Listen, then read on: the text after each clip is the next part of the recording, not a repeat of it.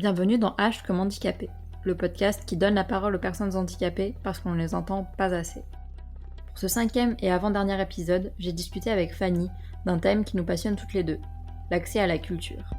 Nous avons discuté, entre autres, du manque de formation et d'accessibilité de certains gros festivals et salles de concert, mais aussi d'expériences plus positives avec des musées et des cinémas. Ah oui, et aussi du validisme ambiant depuis la crise du Covid-19 et que les valides découvrent l'existence des concerts assis. Un épisode qui devrait vous plaire si, comme nous, vous êtes passionné de culture et de musique live et que les concerts vous manquent terriblement. Alors déjà, est-ce que tu peux te présenter un peu ? Je m'appelle Fanny, je suis lyonnaise d'origine. Je suis restée 35 ans et maintenant ça fait 5-6 ans que je vis à Toulouse. Donc je suis passionnée de culture et d'art, qui sont les choses non essentielles en ce moment, mais qui nous manquent grave. J'ai une licence d'histoire de l'art, 2 masters, un en tourisme et en sociaux. Accessoirement, je suis évidemment militante handi-féministe pour faire avancer les luttes en faveur des personnes, que ce soit les handis, les femmes en général, les minorités, en gros toutes celles qui sont opprimées par la société capitaliste et patriarcale. Et donc je suis vraiment investie à Toulouse là-dedans. Et côté santé, j'ai la chance d'être polyhandicapée et donc d'être en lutte contre un cancer qui m'a coûté une jambe et j'apprends à vivre avec une myopathie et une épilepsie. Et ce podcast, il est important pour moi parce que je crois fondamentalement que l'art et la culture, ça permet vraiment de s'ouvrir aux autres, d'ouvrir, l'esprit, de s'ouvrir à d'autres horizons. Ça nous permet aussi, je pense, l'accès à des choses comme, la bienveillance, l'éducation au monde et ça permet évidemment le lien social et c'est à mon avis des valeurs qui doivent être, au cœur de notre société quoi, pour qu'elle aille mieux. Du coup, d'où te vient cette passion pour la culture et les événements culturels, tout ça ? Ben, en fait, je pense enfin, à mon sens, ça vient de 3 choses différentes. La première chose, je dirais que, bah, d'où je viens, en fait et de mes parents, mon éducation. Moi, je viens plutôt d'un milieu pauvre. Du coup, l'accès à la culture, c'était plutôt difficile. Il était vraiment rendu difficile et c'était la télé qui tenait le rôle, central, vraiment. Mais par contre, j'avais des parents qui étaient extrêmement curieux et qui se sont construits une énorme culture par eux-mêmes, notamment par les livres, les reportages, et cetera. Et du coup, ça m'amène à mon deuxième point qui fait que je pense que c'est la transmission. Ils m'ont transmis le goût, de la curiosité, de la culture et de l'art, en fait. Et après, faut dire que la culture, l'art, en général, une fois que tu y as goûté, tu te rends compte que ça procure des émotions qui sont hyper intenses. C'est libérateur, ça exalte et en même temps, ça donne un espace commun où tu as le lien social qui se nourrit, quoi. Je veux dire, un rassemblement dans un concert, ça peut vraiment être vécu comme une vraie communion. C'est hyper puissant, ça donne une énergie de ouf et c'est hyper cathartique.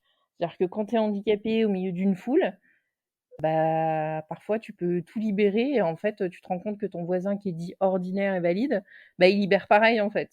Donc il y a un espèce de truc qui se passe, quoi et en plus, enfin, là, on vit un moment de notre histoire qui est très particulier et je trouve que ce qui nous manque le plus, après évidemment le lien social, toucher les autres, toucher notre famille et cetera, bah, si tu demandes à plein de gens, je suis certaine qu'il y en a plein qui vont te répondre que c'est la culture et les arts, quoi. Parce que le non essentiel selon les élites et moi je dirais que c'est plutôt le sel de la vie selon moi. Donc voilà, quoi. Je suis jamais plus vivante qu'au milieu d'une foule pendant un concert, quoi. On est d'accord.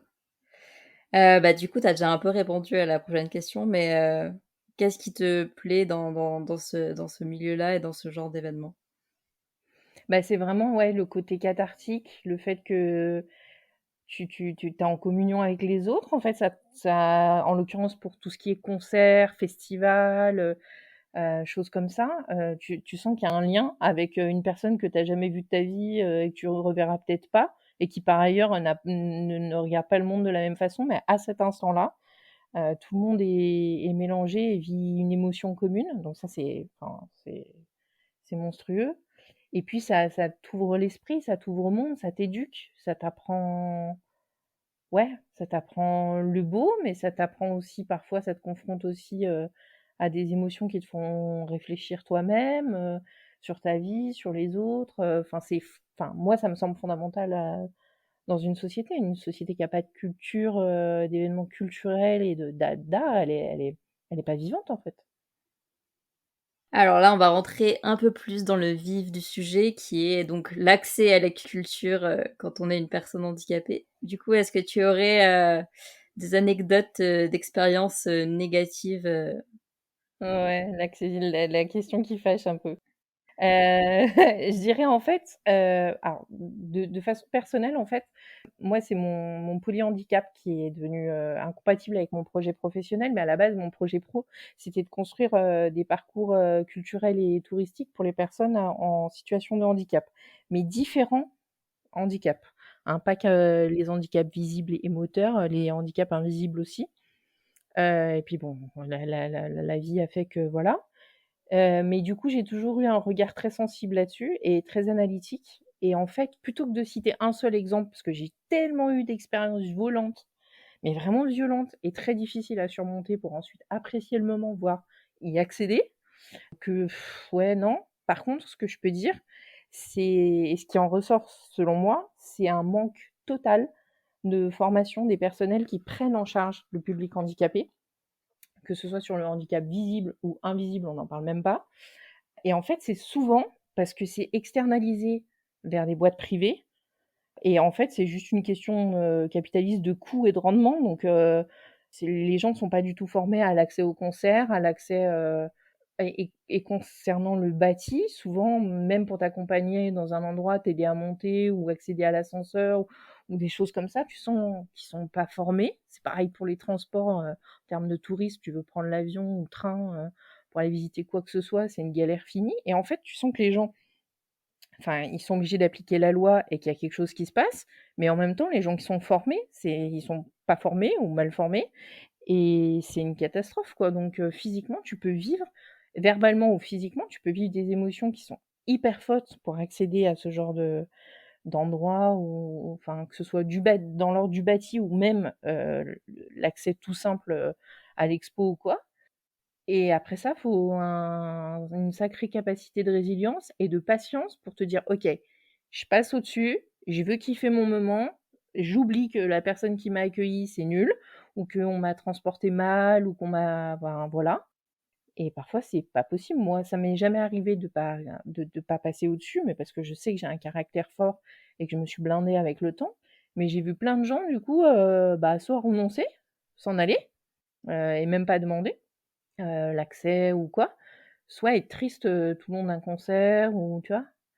Et c'est affreux, quoi. Ouais, je pense que vraiment, la solution, c'est, la formation, quoi. J'ai vécu des moments catastrophiques. Je pourrais te citer la gare de Montpellier en termes d'accueil, il m'est arrivé des trucs horribles, ou une salle, je me souviens à Lyon qui s'appelle le Radiant à Caluire, pareil, quoi. Enfin, il y a vraiment un vrai travail à faire là-dessus, quoi. En plus, enfin, on est un quart de la société, française. C'est-à-dire que, les gens ont tendance à penser que le handicap, c'est pour les autres.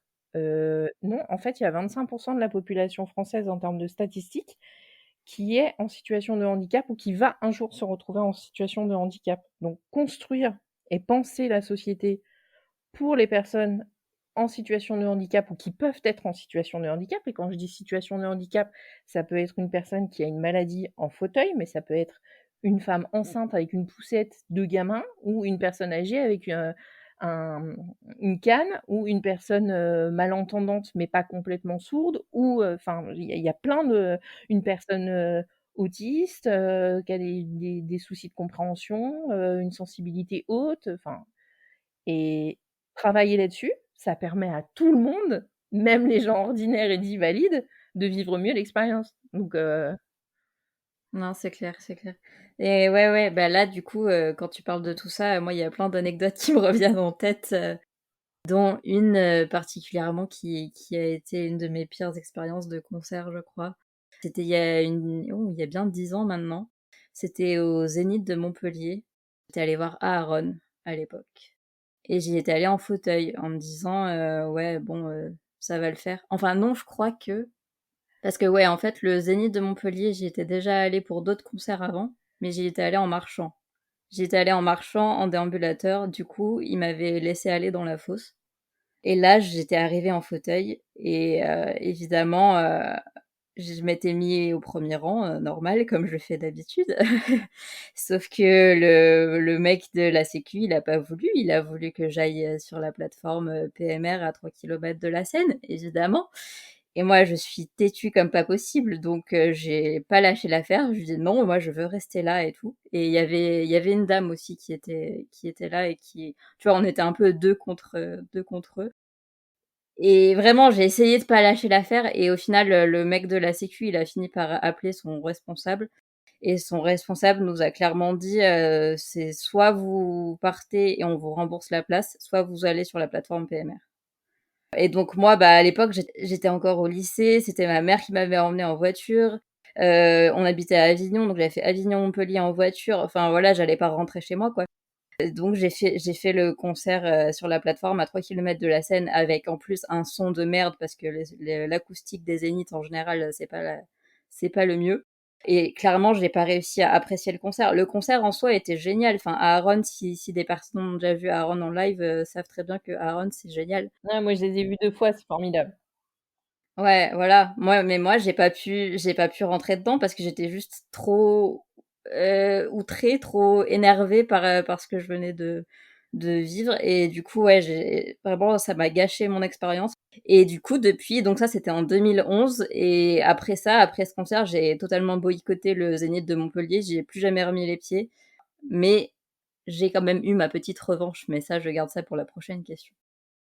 Mais j'ai nombre d'anecdotes comme ça, ou alors dans les festivals, par exemple, les plateformes PMR qui sont à 3 kilomètres de la scène, et en plus tu as un arbre devant la plateforme, donc tu ne vois rien.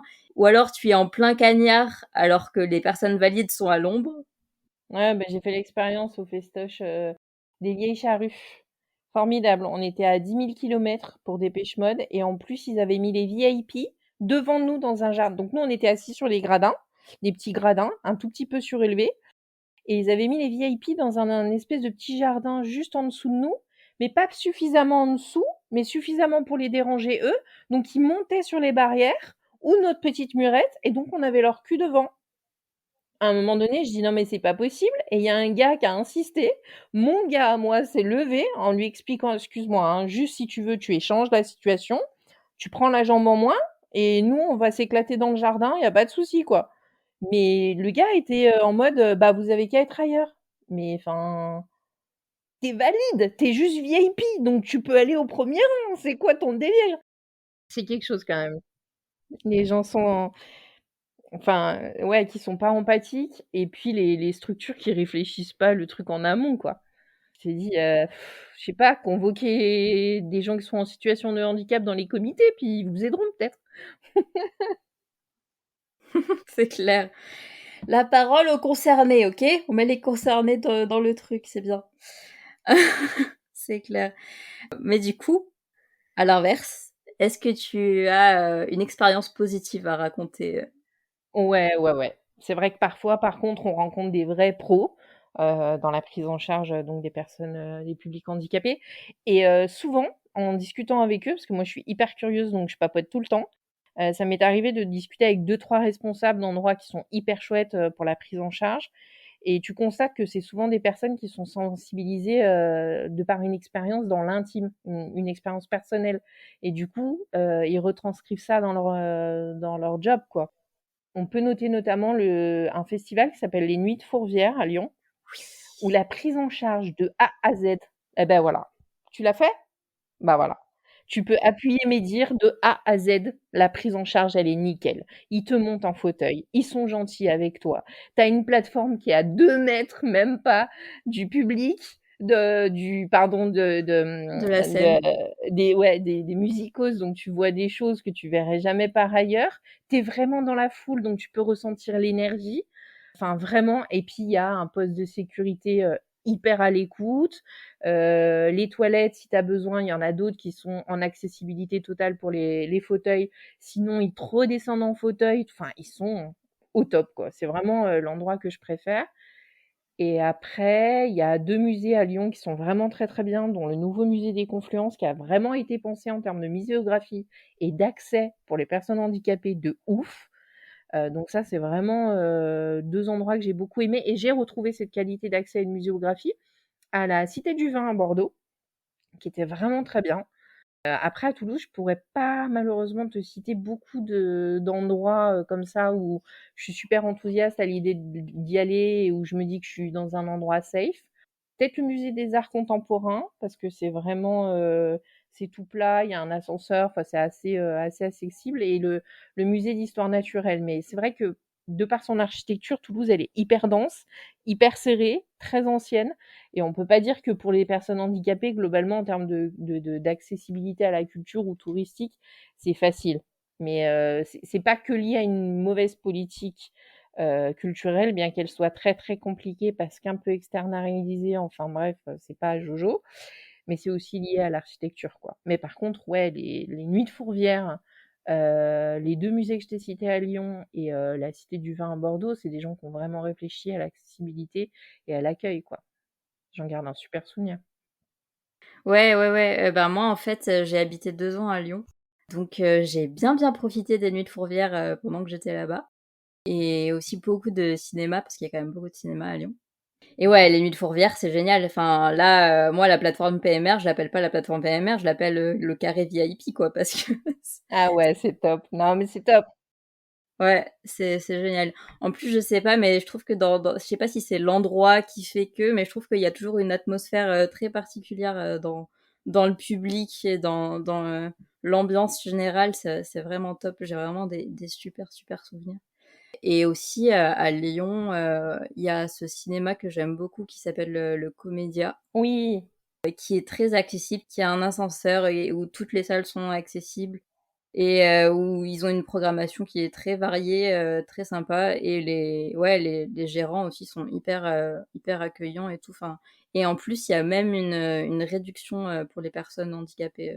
ouais, ouais, et tu peux y accéder en plus par le tram. Du coup, c'est hyper accessible, quoi. C'est ça, c'est ça. Non, vraiment, c'était un super cinéma. Ah oui, attends, je parlais de ma mauvaise expérience avec, Aaron et le Zénith de Montpellier, Ouais. et je vais parler aussi d'avoir eu ma petite revanche. Oui. Il faut que j'explique ça quand même parce que dans le genre, expérience positive, c'était quand même super. Du coup, ils sont repassés à Montpellier en 2015-2016 si je ne m'abuse et moi j'habitais, c'était à l'époque j'habitais à Montpellier, donc j'étais allée les voir et c'était dans une petite salle qui s'appelle, Victoire 2. C'est une salle de 600 personnes. J'avais réussi à avoir une place et j'étais arrivée, pas si en avance que ça, mais j'avais quand même réussi à être au premier rang et en fait, c'était génial quoi parce que en fait, je fermais les yeux et je me revoyais au Zénith de Montpellier à 3 kilomètres de la Seine. Et puis d'un coup, je réouvrais les yeux et ils étaient là, et il y avait tous les gens autour de moi et je me sentais trop bien, tu vois. Après, je pensais aux mecs de la Sécu du Zénith de Montpellier, j'étais là, je leur faisais des doigts d'honneur mentaux, quoi. C'était magique. C'était magique, je me levais, je dansais, c'était Bah trop bien. ouais. Enfin, ouais. Ah, c'est génial. Ça me fait penser à quelque chose que tu disais. Si, du coup, je me suis levée, j'ai dansé et tout.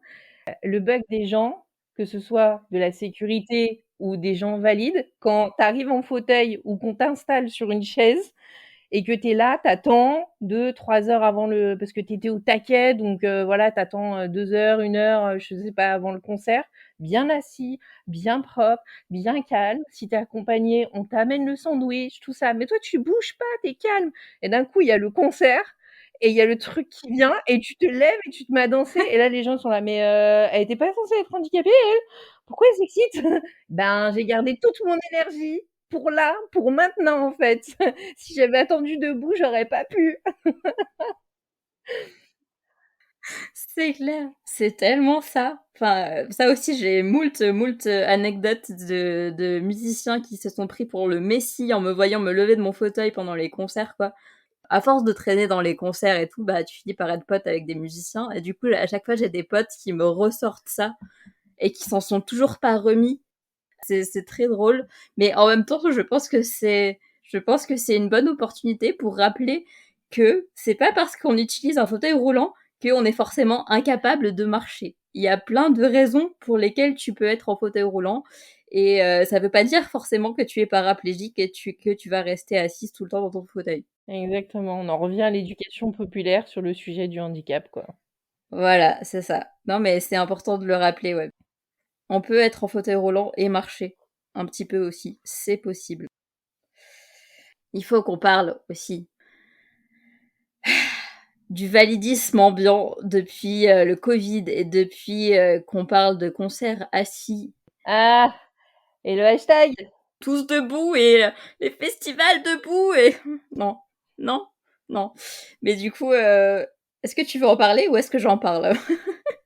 Alors moi, je dirais juste que du coup, là, tu te rends compte à quel point la société, elle est vue que d'un point de vue validiste.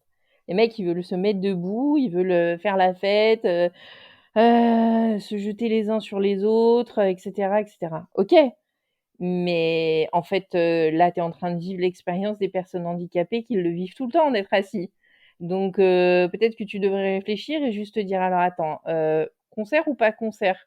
Assis? Ah bah assis, ça peut être bien en fait, je peux le vivre aussi très, très bien». Enfin je veux dire, et puis surtout ça renvoie, je trouve, ce truc, c'est les hashtags à tout va de «je veux ci, je veux là, je veux machin, je veux truc, je suis ci, je suis là», sans penser que ce que tu envoies sur les réseaux, ça peut être hyper violent pour celui qui le reçoit et qui n'est pas dans le cadre du hashtag. Mmh mh. Et en l'occurrence là, ça marche super bien pour nous parce que genre, ouais, tous debout, OK, et mais comment on fait? C'est ça. Mais surtout que enfin, il faut que ça arrive maintenant et que ça touche les valides pour qu'on se rende compte, des enfin, ça fait des années que les personnes handicapées, voilà, voient des concerts depuis, la plateforme à 3 kilomètres de la scène. Ça posait pas trop de problèmes aux valides avant et là, d'un coup, il faut être assis, non, c'est pas bien. Mais je tiens à préciser quand même parce que j'ai pas envie que des personnes valides me tombent dessus. Je dis pas ça par rapport, je critique pas, les organisateurs de concerts ou, je critique pas tout ça. Je parle juste des community managers qui font très mal leur communication, en fait. Je comprends très bien que ce soit très compliqué d'organiser ce genre de concert et même là, les derniers articles que j'ai lus récemment, Roselyne Bachelot a annoncé que les festivals debout allaient pouvoir se faire, mais avec, une jauge de 4 mètres carrés par festivalier. Enfin, c'est absolument pas faisable et ça prouve bien que le gouvernement ne se rend pas compte de ce que ça veut dire organiser un festival et qu'ils sont à milieu des réalités et que, voilà. Mais la preuve que c'est pas être debout le problème puisque là, ça serait même des festivals debout et que même là, debout, ça ne marche pas.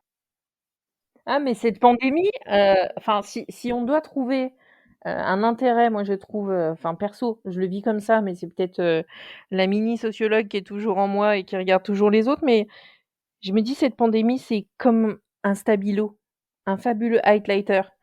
Donc il stabilote et il met en avant, les choses positives comme les choses négatives. Donc si tu étais con avant, tu es turbo con maintenant, et si tu étais, empathique et solidaire, et bah, tu es turbo solidaire et turbo empathique, en fait. Et ça met vraiment en avant, en exergue, les côtés négatifs et les côtés positifs de et ça te met en face de tes contradictions. D'ailleurs, il y a un mot, en sociologie qui s'appelle, c'est pas la fracture le mot juste, mais, c'est une fracture cognitive, en fait, entre ce que tu veux, ce en quoi tu crois et comment tu agis en société. La différence qui s'opère parce que la société ne te permet pas d'être à la hauteur de tes valeurs, et franchement la pandémie, ça met vraiment en valeur tous les comportements des gens, quoi, qu'ils soient positifs ou négatifs, et j'espère qu'il y en a qui vont, bah, réfléchir en se disant: «Ah ouais, non, là j'étais vraiment turbo con, il faut se poser des questions pour la société à venir, quoi». J'y repense là, du coup. Je me rappelle avoir vu un sondage des Eurockéennes qui demandait à son public s'il était prêt à venir au festival, en faisant des concerts assis. Et ouais, j'étais là, bah oui, mais il y en a qui ont pas le choix, en fait. J'ai l'impression que les festivals en général, c'est, enfin les festivals, sous cette forme-là, donc Vieille Charrue, Rockéenne, Franco, ces choses-là, c'est vraiment difficile pour eux. Alors qu'à l'inverse, des festivals qui se passent sur plusieurs nuits, ils ont l'air d'être mieux structurés. Après, pour les Eurockéennes, par contre, sur le camping, j'avais eu une expérience hyper positive. parce qu'ils ont vraiment un espace dédié pour les handicapés. Tu peux rentrer avec ta voiture et ça, c'était hyper cool. Et c'est vrai que sinon, enfin, en termes de visibilité, les festoches, enfin, oublie, quoi. C'est vrai. Non, par contre, il faut aussi que je parle du Cabaret Vert, parce que quand même le Cabaret Vert, je ne suis que amour pour ce festival et il faut le dire. Et d'ailleurs, c'est un des rares gros festivals de France à pas avoir participé à ce hashtag festival debout et je sais pas quoi là. Et il faut le dire parce que ce festival est vraiment génial, entre autres parce que la personne qui est responsable de l'accessibilité, de l'accueil PMR et tout ça, c'est une personne en fauteuil. Donc forcément, ça se ressent quand tu laisses faire les concernés, c'est un autre niveau. Ça se passe où? Alors le Cabaret Vert, instant communication pour le Cabaret Vert. C'est à la Charleville-Mézières. Ça tombe le même week-end souvent que Rock en scène. Et c'est vraiment génial parce que c'est un festival qui est très centré sur l'écologie, le développement durable et tout. Donc il y a vraiment des valeurs humaines et tu sens qu'ils font pas juste ça juste pour le fric, n'est-ce pas? Qu'il y a vraiment un truc derrière, une démarche derrière et il y a vraiment une ambiance qui est hyper particulière que moi j'ai jamais retrouvée ailleurs. C'est vraiment vraiment top. Et bah, du coup, c'est marrant parce que, si toi tu retournes au Cabaret Vert, donc le dernier week-end d'août à peu près, parce que c'est toujours là où ça se passe, Rock en scène, donc j'imagine que c'est, pareil pour le Cabaret Vert, c'est ce que tu disais. Moi, à cette période-là, je serais dans un festival qui est pareil, qui est sur la même thématique écolo, tu vois? Et je voulais tester justement et ça s'appelle le Hope Festival. Ils reversent en fait, à des associations qui apportent soutien aux femmes qui subissent des violences conjugales et cetera. Donc le Hope Festival à Lyon, enfin à sur l'Arbrelle, à côté de Lyon, mais bon voilà. Et moi j'y vais parce qu'il y a Camélia Jordana et que je suis fan et voilà. Mais je vais aussi découvrir ce type de festival, écologique, avec une vraie pensée et des ateliers l'après-midi, enfin hyper bienveillants, quoi. Donc voilà, je ferai un retour après, je te ferai un retour, Access. Ça marche. Carrément. Alors là, on arrive à la dernière question qui est la fameuse question recommandation culturelle. Du coup, là, on est en plein dedans. Est-ce que tu as du coup des recommandations culturelles, que ce soit en rapport avec le handicap ou pas? De façon générale, pour la reco, je dirais que la première chose et le premier réflexe à avoir si tu vas pour visiter quelque chose, une ville, que tu veux des renseignements sur les randos dans la ville, sur les visites et cetera. Le premier réflexe qu'il faut toujours avoir, c'est l'office du tourisme. Pas nécessairement parce qu'ils sont tous hyper au taquet et hyper bons, mais parce que ça va te donner aussi la température et le niveau de difficulté pour nous les handicapés. C'est-à-dire si tu arrives à l'office de tourisme et que déjà l'office de tourisme il est pas calé, tu te dis bon voilà. Et à l'inverse, bon s'il est calé, qu'il te parle de label, etc., ça peut annoncer des bonnes choses. Après, je dirais qu'il faut faire confiance au label aussi, un label aussi qui s'appelle Tourisme et Handicap et qui touche aussi bien l'hébergement, les ateliers, les expos, un musée, un hôtel, enfin plein de structures différentes et que je connais très très bien parce qu'en fait j'ai travaillé sur le référentiel touristique et culturel de la région Rhône-Alpes et Auvergne. Donc j'étais stagiaire dans le cadre de mon master et j'ai travaillé là-dessus et je sais qu'il est très exigeant et donc du coup il est hyper safe, il est hyper sécurisant pour les personnes en situation de handicap et les quatre handicaps, que ce soit moteur, mental, enfin voilà les quatre, sensitif, auditif. Donc c'est vraiment au taquet quoi. Et ce qui est bien, c'est que ça indique si c'est, tu peux avoir le label pour un des quatre, pour les deux, pour trois, pour tu vois. Donc du coup c'est un bon indicateur. Après, il faut aussi se faire confiance. Se perdre, c'est pas ou ne pas avoir accès au modèle traditionnel de tourisme ou à la culture. Ça veut pas dire que tu vas faire forcément une expérience négative. Parfois, c'est même mieux en fait, parce que tu vas discuter avec des gens ou parce que tu vas tomber sur des endroits où tu serais jamais allé parce qu'on n'en parle pas trop dans les guides et qu'au final, c'est génial. Ou ça m'est arrivé plus d'une fois que l'accès handicapé à un musée ou quoi me fait passer par des endroits où les valides rêveraient d'aller et où moi je suis passée. Où tu vas voir des choses qui sont formidables. Donc ça, c'est cool. Et financièrement, parce qu'il faut parler finances quand même, parce que les personnes en situation de handicap, en général, voilà, on vit dans des situations qui sont pas toujours très confortables et donc on est limité en termes de dépenses. Il faut savoir que les musées nationaux, ils sont toujours gratuits pour les personnes en situation de handicap avec carte, handicapée. Et pour l'accompagnant si c'est marqué sur la carte. Et parfois, c'est indiqué en tout petit ou pas du tout indiqué, mais il faut oser le demander parce que c'est le cas, c'est une politique nationale. Et c'est aussi parfois le cas dans certains musées privés ou fondations privées, mais qui vont pas l'écrire en gros sur le site internet ou sur l'espace billetterie, mais c'est possible. Donc ça, c'est hyper important d'essayer d'en faire la demande autant que faire se peut, hein, parce qu'il y a des gens qui sont timides, voilà, c'est comme ça. Et pour ce qui est de voyager, tout ce qui est hôtel, par exemple, ils n'ont pas le droit de mettre un tarif plus cher pour une chambre adaptée qu'une chambre équivalente pour des gens ordinaires valides. Donc, si la chambre est adaptée, c'est pas un tarif préférentiel et plus cher. Enfin, c'est interdit, donc faut bien le savoir. Et en dernier lieu, un petit truc, c'est pour le train. Parce que dans le cadre du handicap, donc sous certaines conditions, fauteuil, pas fauteuil, besoin d'un accompagnant ou pas, tu vas être placé en première classe et pour le même prix que la seconde. Donc ça, c'est très bien parce que du coup, tu seras à l'aise, tu n'auras pas peur avec tes jambes ou avec la proximité des gens en termes de sensibilité ou etc. Donc ça, c'est hyper important. Et si tu as la mention d'un accompagnant, l'accompagnant, lui, il paye son billet à hauteur de 1,50 € pour enfin, frais symboliques, quoi, pour le frais de dossier. Donc ça aussi, financièrement, enfin, tout est bon à prendre avec nos petits revenus. Enfin, voilà, quoi. Et après, les réseaux sociaux, les applications ou les blogs ou des agences spécialisées qui accompagnent à la création de voyages, etc.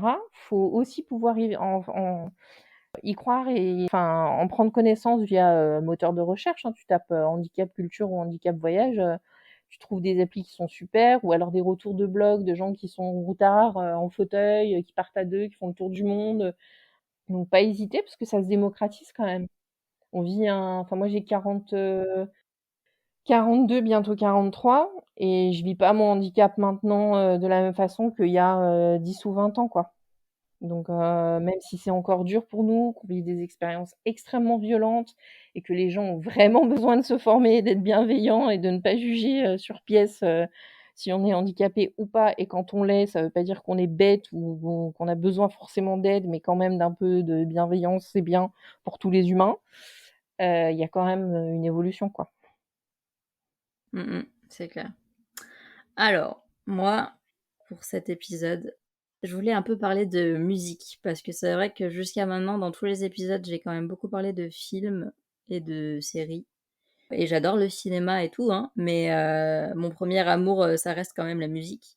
Je voulais trouver des musiciens avec des handicaps visibles, ou du moins ouais, des handicaps physiques, type fauteuil roulant ou amputation ou ce genre de choses. Parce que c'est vrai que quand tu y réfléchis, moi les premiers qui me viennent en tête, les musiciens ou musiciennes handicapés, c'est par exemple Stevie Wonder ou Ray Charles ou ce genre de choses. Après, évidemment, t'as tous les musiciens qui avaient des troubles psy, troubles bipolaires, tout ça. Il y en a à l'appel, mais c'est vrai que des handicaps visibles type fauteuil roulant, tout ça, il y en a pas des masses.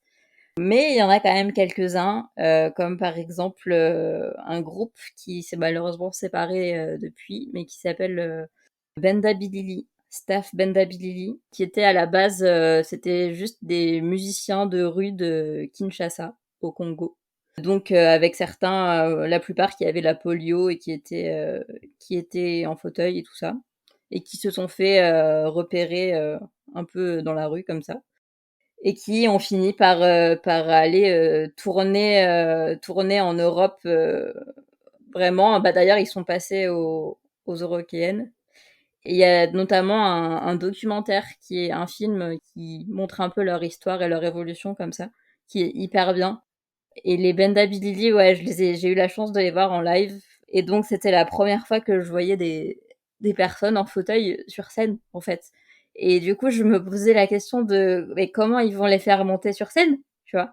Et en fait, tu sais, les grandes rampes là qu'ils utilisent pour faire monter les amplis et le matos et tout, ben en fait, ils les font monter là-dessus. Et vraiment, c'était génial. Enfin, il y avait une ambiance impressionnante. C'était survolté, quoi. Il y en a même un, je me rappelle, qui est descendu de son fauteuil et qui a vraiment sauté de son fauteuil au sol et qui s'est mis à danser par terre et j'ai trouvé ça génial.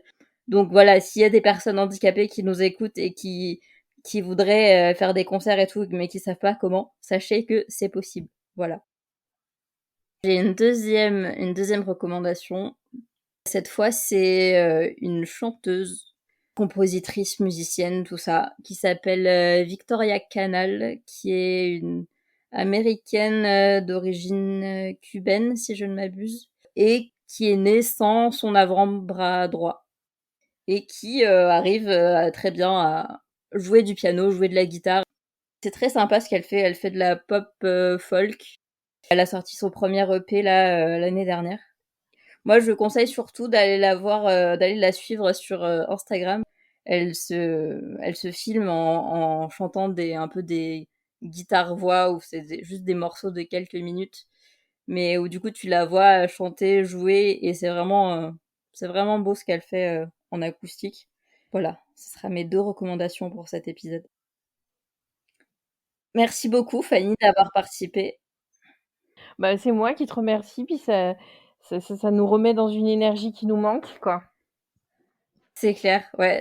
Ça fait très plaisir de parler avec quelqu'un qui a un peu la même passion et qui en plus est aussi handicapé, c'est très cool. Bah écoute, pareil. Et encore une fois, merci à vous d'avoir écouté ce nouvel épisode. Je vous donne rendez-vous le 21 juin pour le dernier épisode de cette première saison de H comme handicapé, où l'on parlera de la communauté LGBTQ+, et notamment du validisme bien présent dans cette communauté.